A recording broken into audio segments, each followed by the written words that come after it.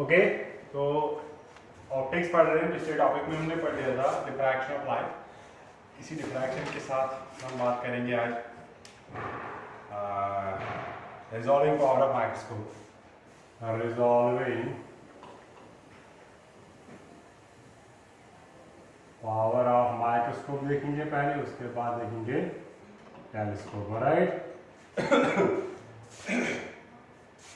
तो resolving power की definition अगर हम देखेंगे, ये होती क्या है, इसकी डेफिनेशन सिंपल वर्ड्स में ये होती है ability. Resolving power is the ability of a microscope to show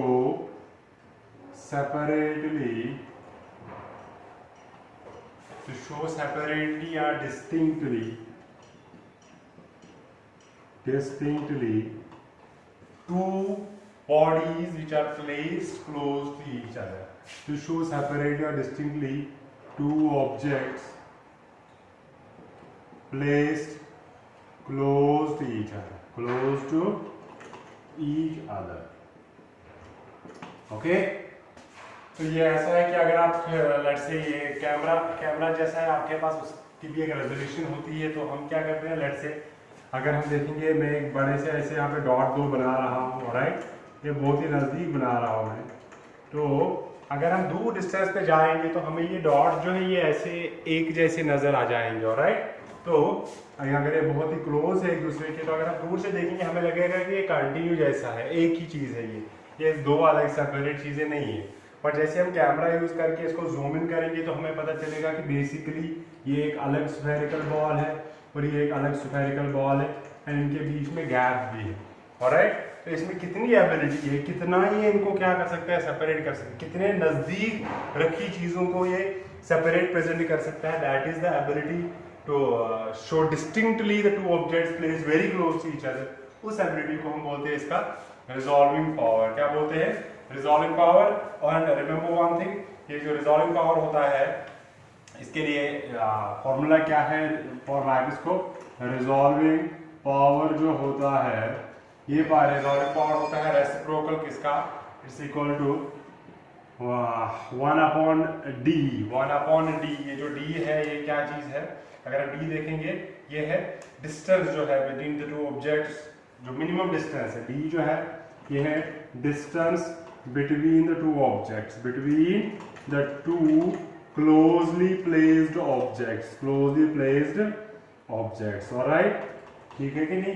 तो जितनी ये डिस्टेंस जो है ज्यादा होगी, रिजॉल्विंग पावर उतना ही क्या होगा, कम होगा इसका। ऑलराइट, रिजॉल्विंग डिस्टेंस ज्यादा मतलब है ये कि अगर ऑलरेडी ऑब्जेक्ट्स के बीच में डिस्टेंस ज्यादा है तो ये एबिलिटी इसकी है सेपरेट दिखाना, उसका कोई फनी नहीं है, क्योंकि we can clearly see their separate objects. Okay, जैसे ही ये डिस्टेंस इनके बीच में जो है कम हो जाती है, डिस्टेंस रिड्यूसेस, तो रिजॉल्विंग पावर बढ़ जाता है। रिजॉल्विंग पावर मतलब उस टाइम पे क्या है कि अगर ये ज्यादा क्लोज है तो यहाँ पे हमें इसके रिजॉल्विंग पावर की जरूरत पड़ेगी कि ये हमें क्लियरली दिखा सके ये दो ऑब्जेक्ट सेपरेट है। ऑलराइट, ओके, तो हम इसका mathematical formula in terms of the refractive index, okay, and in terms of किसके वेवलेंथ ऑफ द लाइट के टर्म्स में हम लिखते हैं इसको। ठीक है कि नहीं, कैसे, जस्ट लाइक दिस। तो ये d जो है, ये डिस्टेंस का वैल्यू किसके बराबर होता है, अगर हम देखेंगे ये distance between the two objects किसके बराबर होता है, it's λ/2 times sine of theta के बराबर होती है ये डिस्टेंस। ऑलराइट,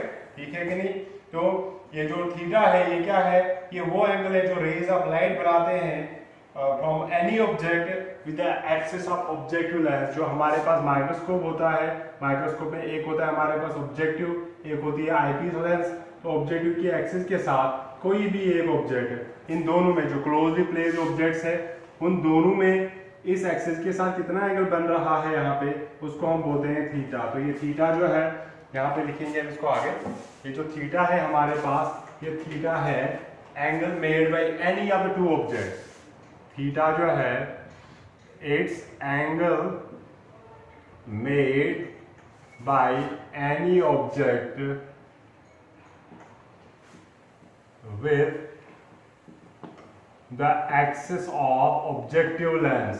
ऑब्जेक्टिव लेंस जो है हमारे पास उसके साथ, ऑब्जेक्टिव लेंस के साथ। Alright, and lambda is the wavelength. Okay, और इन केस अगर हमारे पास ये मीडियम जो है उसका रिफ्रैक्टिव इंडेक्स होगा क्या, ओके, म्यू जो है ये है refractive index of the medium, alright. अगर मीडियम का रिफ्रैक्टिव इंडेक्स हमारे पास क्या दिया हुआ है, म्यू दिया है, ये कौन सा रिफ्रैक्टिव इंडेक्स है, ओके।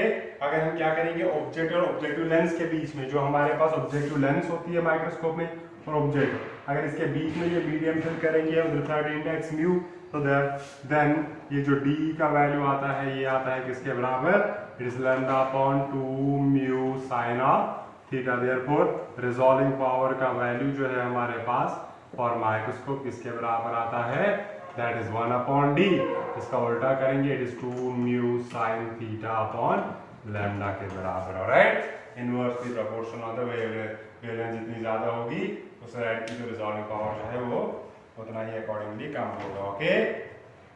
इसी तरह हम देखेंगे रिजॉल्विंग पावर ऑफ टेलीस्कोप, तो टेलीस्कोप के लिए भी ऐसा ही फॉर्मूला है, ठीक है, थोड़ा सा डिफरेंस है उसमें। अगर हम बात करेंगे टेलीस्कोप की डेफिनेशन अलग लिखने की जरूरत नहीं है, तो ये है हमारे पास टेलीस्कोप। टेलीस्कोप हमें यूज होता है for seeing the farther objects like heavenly objects, जो हमारे लाइक स्टार्स वगैरह होते हैं क्लोजली प्लेस्ड जो, तो उनमें डिस्टेंस जो है सेपरेट दिखाने की एबिलिटी जो होती है उसको हम रिजॉल्विंग पावर कहते हैं, ओके।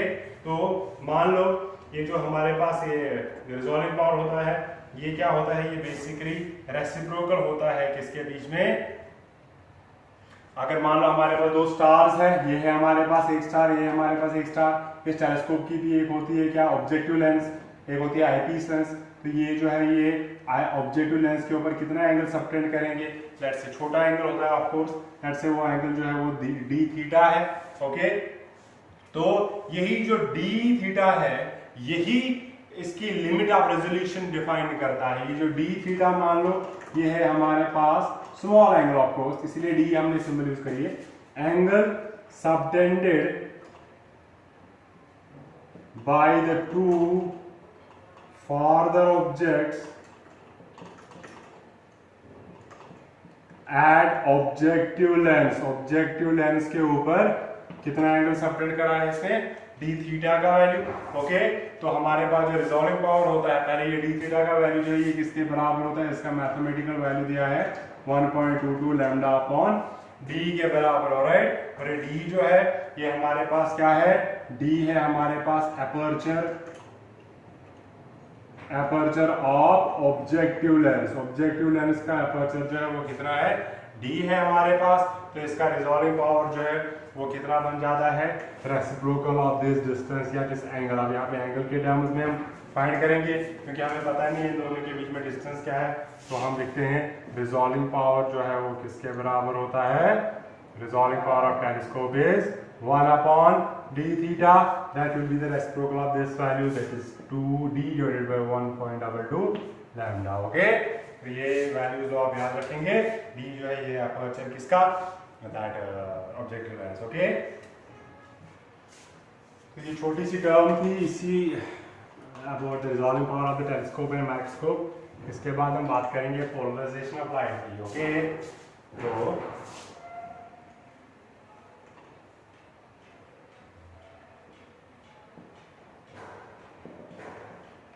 पोलराइजेशन ऑफ लाइट की बात करेंगे हम, ओके। पोलराइजेशन ऑफ लाइट क्या होता है, देखो हमारे पास ये जो लाइट है ये एक इलेक्ट्रोमैग्नेटिक वेव है, ओके।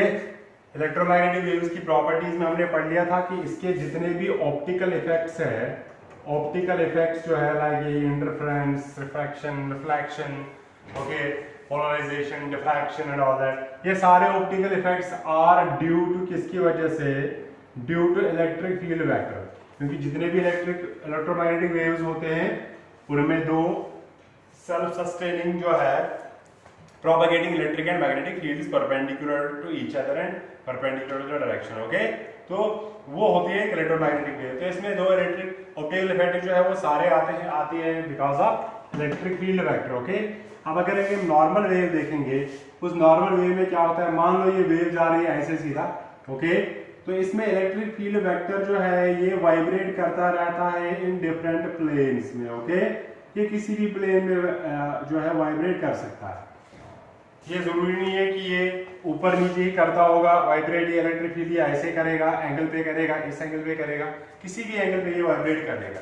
तो ऐसी वेव जिसमें ये इलेक्ट्रिक फील्ड जो है it's vibrating in all possible directions, इसको हम बोलते हैं अनपोलराइज्ड लाइट। ओके, अब हमारे पास पोलराइजेशन क्या होता है, हम करते हैं इन मल्टीपल प्लेन्स में जो ये लाइट ऑसिलेट करता है इसका इलेक्ट्रिक फील्ड वेक्टर, उसको हम रेस्ट्रिक्ट करते हैं to vibrate in a single plane. एक या तो ऊपर नीचे ही करे खाली, या आगे भी ऐसे ऐसे करे, ठीक है कि नहीं, या ऐसे ऐसे करे, एक ही प्लेन में इसकी वाइब्रेशन जो है वो उनको हम रेस्ट्रिक्ट करते हैं। This technique of converting this और restricting the vibrations of the electric field vector in from multiple planes to a single plane, इस मेथड को हम बोलते हैं पोलराइजेशन। इस प्रोसेस को हम बोलते हैं पोलराइजेशन। क्या बोलते हैं, पोलराइजेशन। तो हम इसकी डेफिनेशन लिखते हैं सिंपल वर्ड्स में, कैसे, ये specially it is about electric field vector, alright. तो हम क्या करते हैं, the phenomena of restricting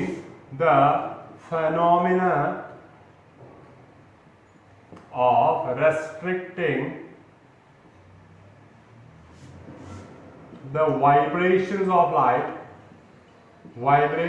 light, to be precise electric field vector वाला, okay, into a single plane, in a single plane, एक ही प्लेन में इसको रेस्ट्रिक्ट करते हैं। इस प्रोसेस को हम क्या बोलते हैं, क्या कहते हैं इसको, polarization of light. Okay, in a single plane, of course that plane is also perpendicular to, in a single plane perpendicular to the direction of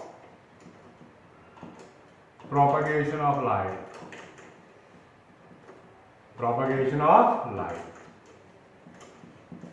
okay.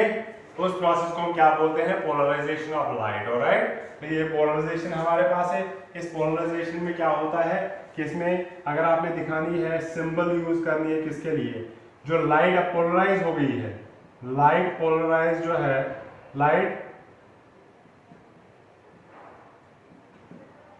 Polarise जो है वो कैसी दिखेगी, वो होगी अब vibrating in single plane, vibrating in single plane, एक ही प्लेन में वो क्या करेगी, वाइब्रेट करेगी, ऑलराइट। तो अगर हम सिंबल यूज करेंगे इसके लिए, सिंबल जो हमारे पास अनपोलराइज्ड लाइट है, अनपोलराइज्ड लाइट जो है हमारे पास, उस अनपोलराइज्ड लाइट में क्या होता है, उसकी सिंबल है dot with an arrow, alright, arrow, double headed arrow और सेंटर में डॉट, अनपोलराइज्ड लाइट होती है। और अगर हम पोलराइज्ड लाइट की बात करेंगे, पोलराइज्ड लाइट में क्या करते हैं हम, ये डॉट जो है ये हटाते हैं, ऑलराइट, ये सीधा डबल हेडेड एरो होता है, ओके, टू साइडेड एरो होता है ये, ओके। तो ये है अनपोलराइज्ड लाइट के लिए सिंबल, ये है पोलराइज्ड लाइट के लिए सिंबल, ओके। तो जिस जो हमारे पास होता है कौन सा, अब अगर ये लाइट हम पास करते हैं, हमारे पास इक्विपमेंट होते हैं जिनको हम बोलते हैं पोलराइजर। क्या बोलते हैं, एक ऐसा इक्विपमेंट है, पोलराइजर कहते हैं उसको, पोलराइजर, ये नाम से ही पता चल जाता है ये क्या करता है, पोलराइजेशन ऑफ लाइट, ओके। तो ये लाइट मान लो मैंने एक पोलराइजर, ओके, ये ऐसा है हमारे पास एक पोलराइजर, ऑलराइट। अब हमने क्या कर लिया है, यहाँ से हमने लाइट इसके ऊपर इंसिडेंट कराई है जो अनपोलराइज्ड है, क्या है, अनपोलराइज्ड है। अब ये क्या करिए, इसके थ्रू पास होके क्या होगी, ये पोलराइज हो जाएगी। तो जिस प्लेन में ये आप वाइब्रेट करने लगी, एक वर्टिकल प्लेन में वाइब्रेट करने लगी, इसको हम बोलते हैं प्लेन ऑफ पोलराइजेशन, पोलराइजेशन बोलते हैं इसको। जिस प्लेन में अब ये लाइट जो है ये क्या करेगी, वाइब्रेट करेगी, इसको हम बोलते हैं प्लेन ऑफ पोलराइजेशन, ओके, ठीक है कि नहीं। तो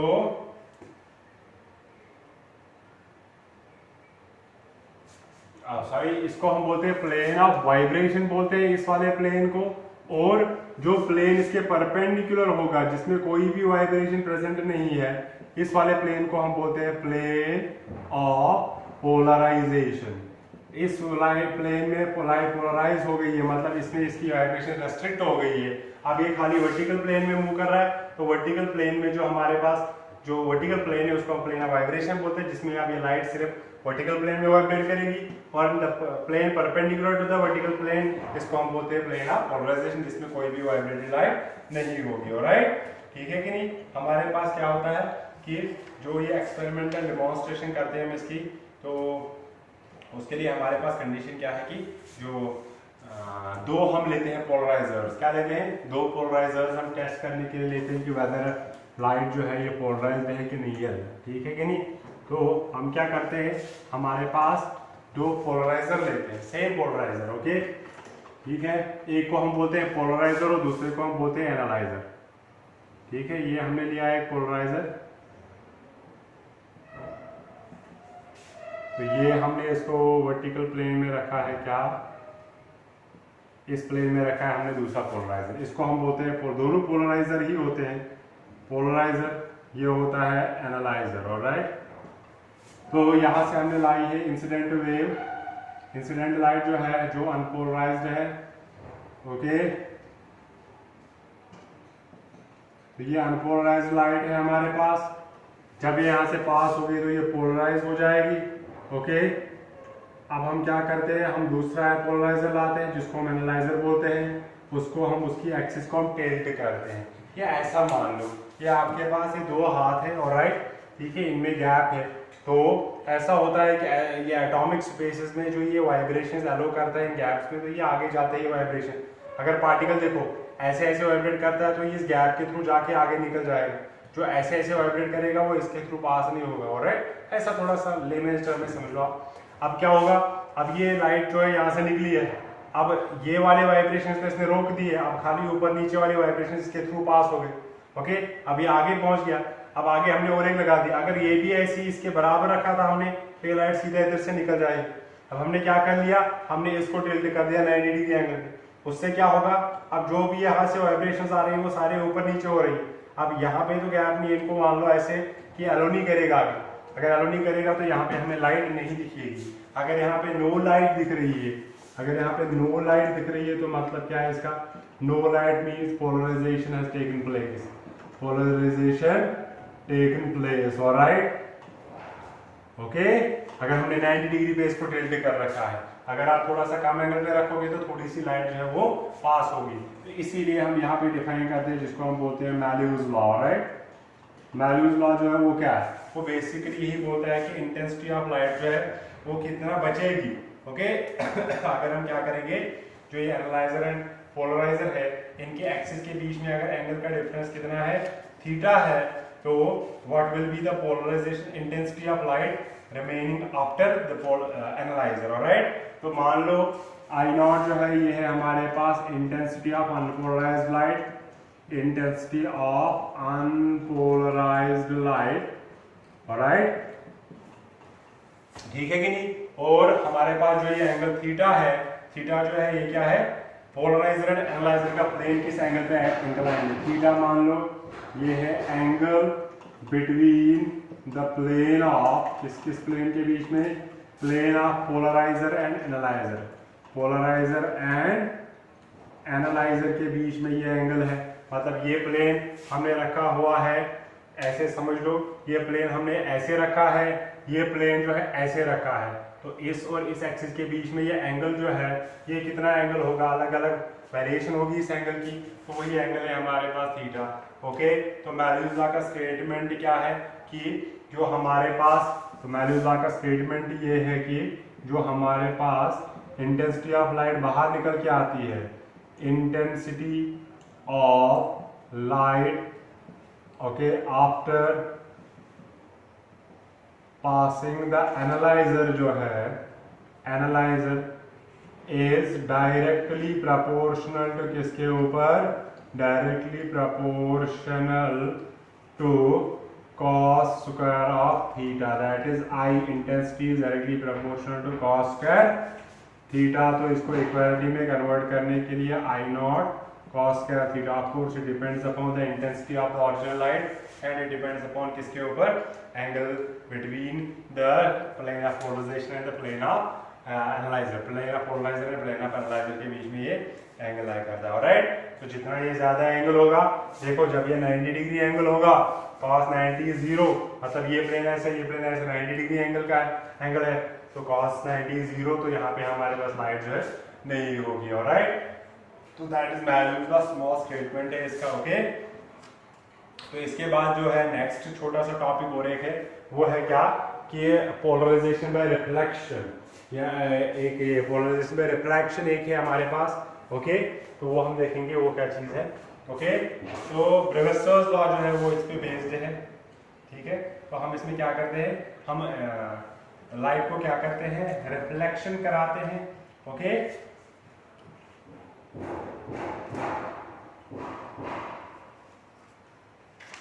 तो अब क्या होगा, मान लो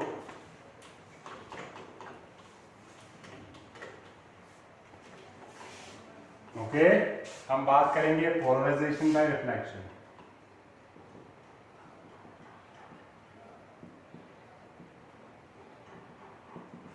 ओके, तो हमारे पास क्या होता है, इसमें हम पढ़ते हैं ब्रेविस्टर्स लॉ। क्या पढ़ते हैं, ब्रेविस्टर्स लॉ।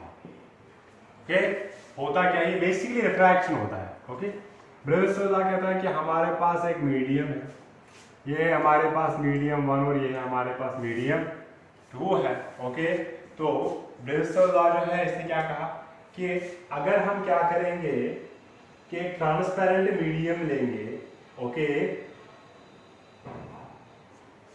एक ट्रांसपेरेंट मीडियम लेंगे जिसमें लाइट पास हो जाएगी। ये मान लो यहाँ पे हम नॉर्मल ड्रॉ करेंगे और हमने क्या कर लिया है, लाइट को इंसिडेंट करा रहे हैं। ओके, एट सम एंगल, ये है हमारे पास इंसिडेंट लाइट। अब ये लाइट इस मीडियम के थ्रू पास होके रिफ्रैक्ट हो जाएगी और थोड़ी सी लाइट जो है वो रिफ्लेक्ट भी होती है।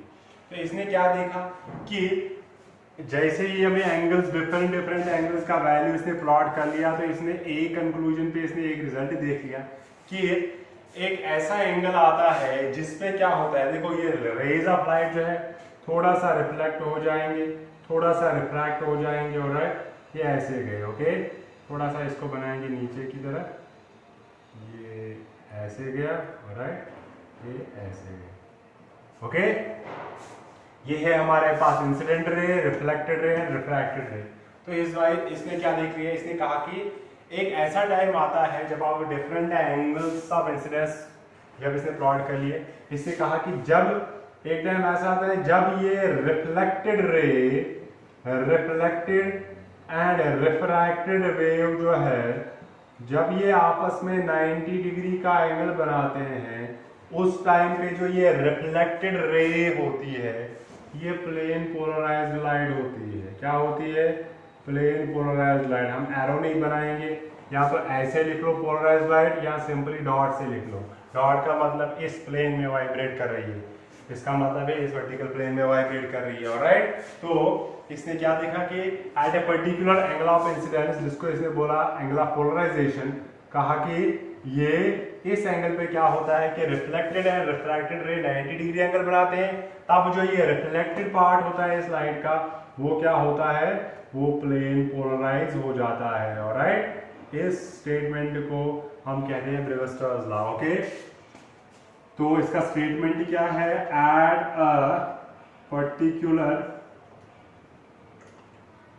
Angle of incidence called as angle of polarization,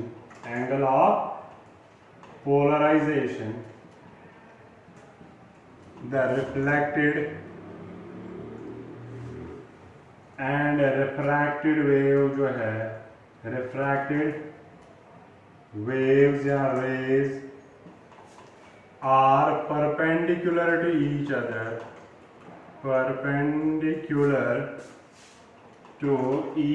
other, okay, then जो हमारे पास ये रिफ्लेक्टेड रे होती है, देन द रिफ्लेक्टेड रे जो है, reflected ray is plane polarised. क्या होती है, पोलराइज्ड। ऑलराइट, और इस एंगल को हम बोलते हैं एंगल ऑफ पोलराइजेशन। ओके, तो ये है ब्रेविस्टर्स लॉ का स्टेटमेंट। ऑलराइट, ठीक है कि नहीं। तो और इसका ये भी है कि अगर हम इसका रिफ्रैक्टिव इंडेक्स देखेंगे इस मीडियम का, तो tan ऑफ IP, मैथमेटिकली इसका रिजल्ट है, ऐसा भी लिखते हैं मैथमेटिकली, ये कहना चाहता है कि ये जो tan of angle of polarization ये किसके बराबर होता है, म्यू के बराबर। और ये जो म्यू है ये क्या है, refractive index of the medium. जो हमारे पास ये मीडियम है, इस मीडियम का रिफ्रैक्टिव इंडेक्स जो है, इसका रिफ्रैक्टिव इंडेक्स है म्यू के बराबर। किसके बराबर, म्यू। तो ये जो है ये चीज़ हमने प्रूव करनी है। तो देखो अगर ये एंगल ऑफ इंसिडेंस है, ये है एंगल ऑफ इंसिडेंस रिफ्लेक्शन, तो ये दोनों इक्वल होंगे। ये है एंगल ऑफ रिफ्रैक्शन, ये वाला नीचे वाला एंगल, इसको आर से डिनोट करेंगे। ओके, तो यूजिंग स्नेल्स लॉ हम यूज करेंगे स्नेल्स लॉ। तो म्यू ऑफ दिस ये एयर मान लो, it's equal to sine of angle of incidence, वो आई पी के बराबर है, upon sine of angle of refraction, वो किसके बराबर है, आर के बराबर। ऑलराइट, और इस आर का वैल्यू अगर हम फाइंड करेंगे तो ये किसके बराबर आ जाएगा, बहुत इजी है ये।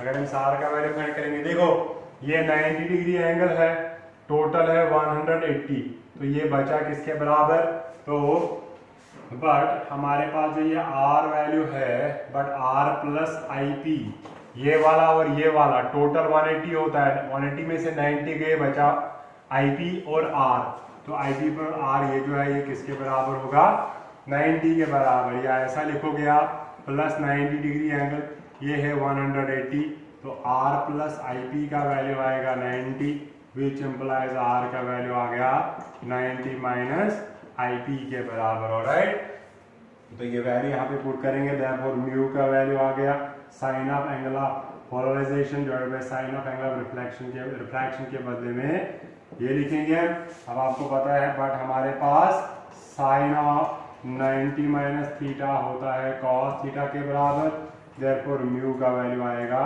Sign of I P upon cos of I P.